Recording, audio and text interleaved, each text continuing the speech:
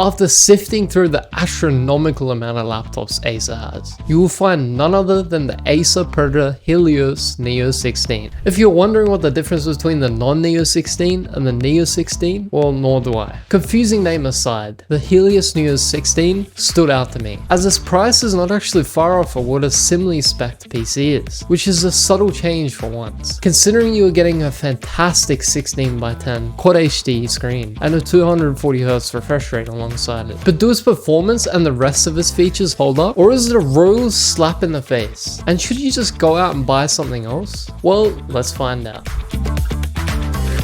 For the performance and features you get, the overall thickness is respectable, being 1.11 inches thick, while weighing just 2.8 kilograms. Of course, since this is a gaming laptop, you don't have to look hard to see all the gamery accents all around, with subtle text and accents on the lid and vent area of the laptop, with RGB pleasantries illuminating the Predator logo and the keyboard area, with the aptly named Predator Sense allowing you to customize the RGB to your heart's content. However, the keyboard only covers 4 zones, with the logo counting as a single zone. The rest of the body, including the touchpad, is a little lacking though. We'll get to the touchpad and more on the keyboard a little later. In my opinion, I think Acer has lost touch with their design language a little, opting for the more edgy and straightforward looking designs that most other laptop manufacturers opt for.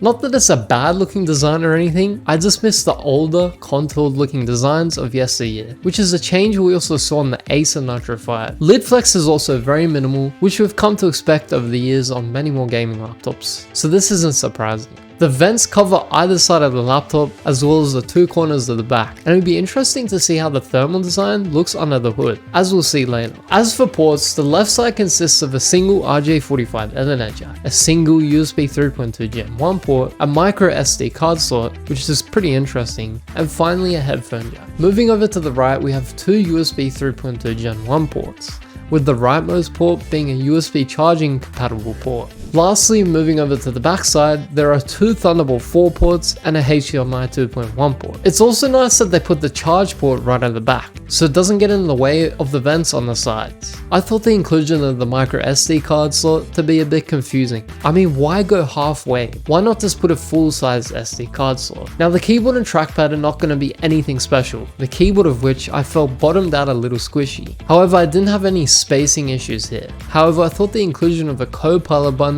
to be a bit unnecessary. I mean, who's going to be using it that often that they need an entire key dedicated to it? That said, the Windows button lock feature was a nice touch. Just by pressing the FN and Windows key, you can easily lock the Windows key, which is nice when you always have your entire hand hovering over it while gaming. The number row also includes a Predator Sense hotkey, which we've come to expect on many Acer laptops, including the Nitro 5, allowing you to open Predator Sense with just a click of a button. The trackpad is of course your standard Windows Precision trackpad. There isn't much else to say here. It's just good enough for basic tasks like web browsing, and that's all there is to say about it. The screen, on the other hand, is pretty good. It's not mini LED or OLED good, but for an IPS screen, it's top notch. Boasting that perfect 16:10 aspect ratio, a resolution of 2560x1600, and an ultra smooth 240Hz refresh rate with a 3ms response time. In addition to that, G-Sync comes fully loaded. Suffice to say, this screen is great for what it is, considering that it covers 100% of the DCI EP3 color space. Meaning if you're gaming, content creating, or doing photo editing, this laptop will be perfect for such things. The display gets bright as well, but since we don't have any equipment to evaluate panel brightness, you will just have to take my word for it. One last thing is that it thankfully comes with a Mux switch as well as Optimus, but not just Optimus, Advanced Optimus, which is a thumbs up for me.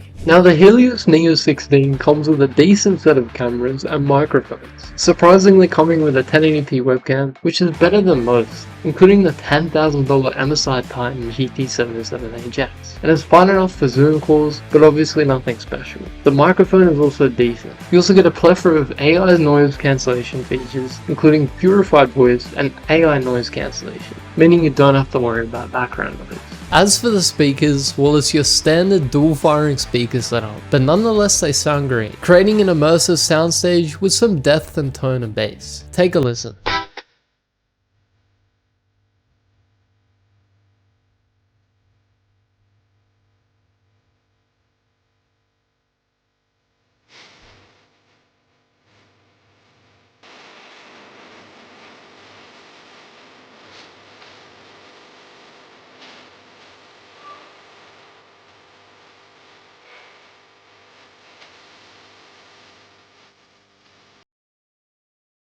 Before we head into the performance of this machine, including thermals, let's quickly go over the specs of this machine. It comes with a 14th Gen i7 14700HX clocked at 5.5 GHz on the 8 P cores and 3.9 GHz on the 12 E cores, for a total of 20 cores and 28 threads. As for memory, it comes with 2x 16 GB of 5600 megatransfers RAM for a total of 32 GB. The GPU is a 4070 laptop GPU with 8 GB of VRAM. Pretty much the same chip as the desktop 4060 Ti, using the same AD106 die, but with just more configured cores and TMUs and less VRAM than the desktop 4070. And finally, you get a 1TB NVMe drive from Samsung. Let's look at power and thermals for this machine, shall we? Acer says this comes with liquid metal on both the CPU and GPU, and an Aeroblade 3D fan.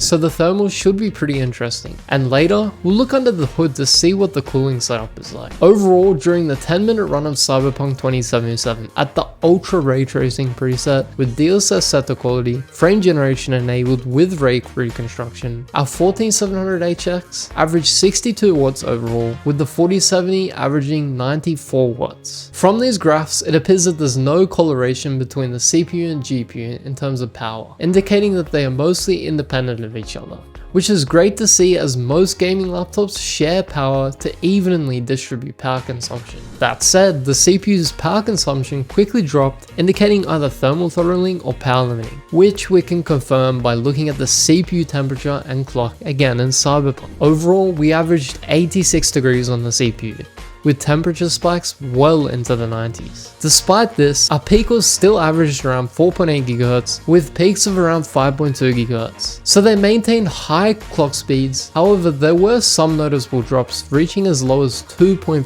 GHz, which was still quite prevalent during the run. E-cores on the other hand averaged 3.9 GHz and stayed fairly within that range. As for the GPU, it stayed well within acceptable ranges, averaging 75 degrees Celsius, while our GPU clock maintained 2400 MHz, with our memory staying at a rock solid 2050 MHz. Not much else to say here, other than it certainly fares a lot better than our CPU. Moreover, in Cinebench, putting our CPU to its absolute limits, the 14700HX averages 105 watts, peaking at a whopping 156 watts, which is absolutely crazy for a laptop. And when we look at the thermal and clock situation, we see that it's a lot different from gaming. This time we see the 14700HX stay at around 99 degrees Celsius on average, peaking this time around at 100 degrees Celsius. As our temperature quickly rose, our P-core clocks dipped, but on average maintained 3.6 GHz, while our E-cores averaged around 3 GHz. One interesting thing to point out is that despite the high temperatures, it appeared that both the E-cores and P-cores peaked for very brief periods, the P-cores of which reached 5.3 GHz and the E-cores reaching 3.9 GHz respectively, but again only very briefly, indicating that long duration turbo boost expired and the short duration boost then quickly went down to thermal throttling territory. Overall, it's pretty disappointing, at least for the CPU, considering that this thing apparently has liquid metal and the more advanced Aeroblade fans. But I wouldn't really blame Acer, more I'd blame Intel for the ridiculous amount of power that these chips draw, considering the 14700H is pretty much a desktop 14700K repackaged into a mobile chip. To take a closer look at the Helios Neo 16's thermal design, we looked under the hood, and at first glance they only use one Aeroblade 3D fan on the left side of the laptop. Given that this thermal putty squished from the bottom of the heatsink, it indicates that part of the heatsink is covering either the memory modules or the MOSFETs. I would guess memory modules, meaning that this is most likely where the GPU is located, as backed up by the fact that the RF shield covering the two memory slots is closer to the CPU. The other fan is clearly a normal plastic fan, but why would they do this? The CPU is definitely the most heat generating component of the entire system. My best guess is that it's a cost saving measure.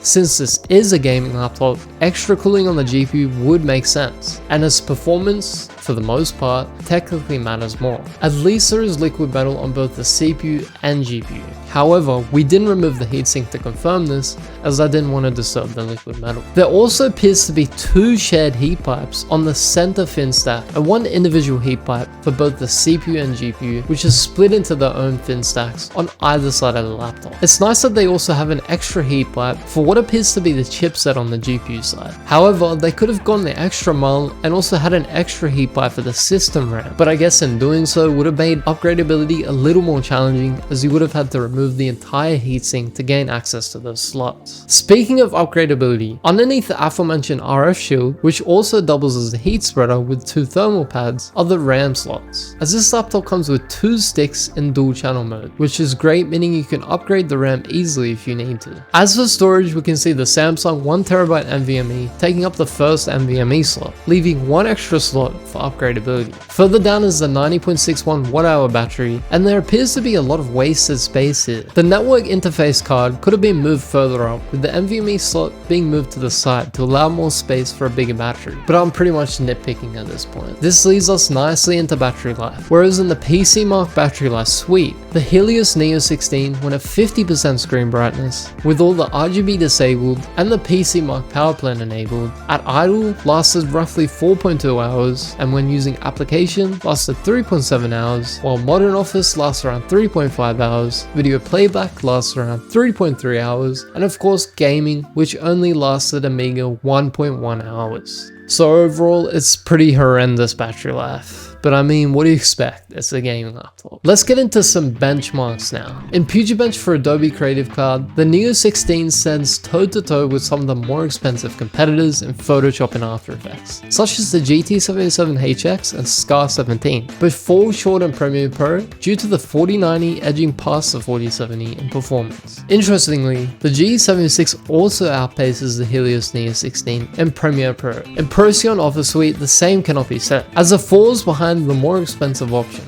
But it's not terrible by any means, as any of these laptops would be passed off as plausible in these applications. In Blender, the 14700HX shows its strengths as it bests the Triton 500 SE, bringing it closer to the much more expensive GT77HX and Scar 18 in the Blender BMW 27 and Classroom tests. Chromium Code Compiler is up next, and this helps us to put the thermal performance of these CPUs really into perspective, due to Code Compile taking quite a while thanks to Chromium, at the same time being really intensive. And well, the Helios Neo 16 fails to impress, losing to the G76 and even the ROG Z13. That said, it's not a huge margin, but it's nowhere near the more expensive competitors such as the Scar 18, Scar 18, and GT77HX. Cinebench R23 in the 10-minute throttle test in the multi-core test, the Helio Neo 16 gets up close and personal with the GT77HX and Scar 18, at best sim in single core, which highlights 14th generation strengths in single-threaded performance. 3DMark helps to gauge the performance of each GPUs in these laptops, and the Helios Neo 16 is about what you would expect for a 4070 mobile, slightly outpacing the 3070 Ti in both the Triton 500 SE and Raider G76 in time spy and wildlife. The three beasts, on the other hand, are leagues ahead. 3DMark in the storage benchmark this time, and the Helios Neo 16 is in the middle of the road. The G76 and Triton 500 SE have faster SSDs, but not by much. The SSD is still very respectable, still beating the likes of the Scar 17 and Scar 18, which both had surprisingly disappointing scores. Gaming performance is up next, and it'll be no surprise to you that the Helios Neo 16 games well. In CS2 at the lowest settings, 1440p, we got about 268 FPS on average, with lows of around 82. Not the best experience, especially at these settings, but at least we're getting above the 240Hz refresh rate of the display most of the time. In Cyberpunk 2077, at the Ultra Ray Tracing preset, with DLSS ray reconstruction, frame generation, and super resolution set to quality, we got around 82 FPS on average, with 1% lows of 57. It wasn't a bad experience for these settings. It was smooth overall with no stuttering or hitches. In a racing game this time, in Forza Horizon 5 at the Extreme preset, with DLSS frame gen and super resolution set to quality, we got a decent experience of 85 FPS on average, with 1% lows of 59. Wonderful experience overall, not much else to say really. In Power World, a bit more of a newer game this time at the high preset, with DLSS set to quality once again, we got around 89 FPS, with disappointing lows of 24 FPS. The game was a bit stuttery, but not unplayable by any means. Lowering the settings would have helped a bit, however this game is pretty unoptimized anyway. In Baldur's Gate 3, the Ultra preset with DLSS set to quality again, you can expect 125 FPS, with 58 FPS on the lows. Overall an acceptable experience. Although it's too bad I literally have no idea how to play this game, so I'm sorry for the piss poor gameplay, but I digress. In conclusion, the Acer Predator Neo 16 is a solid gaming laptop, with few notable strengths and some areas that might need improvement. Its design may not stand out, but the 16x10 Quad HD screen with 240Hz refresh rate certainly does. Performance wise, it handles gaming and content creation tasks well, thanks to its 14th generation i7 processor and RTX 4070 GPU. On the other hand, the thermal performance, especially on the CPU side, could have been a lot better, and the battery life is less than stellar, which is typical for gaming laptops anyway. In summary, if you're looking for a reasonably priced gaming laptop that doesn't compromise on display quality and offers decent performance, the Acer Predator Helios Neo 16 is worth considering. Its shortcomings are balanced by its strengths, making it a competent choice for gamers and content creators alike. Anyways guys, that's all for today. Make sure to like, subscribe, and hit that notification bell. Also make sure to check out this video on the screen right now.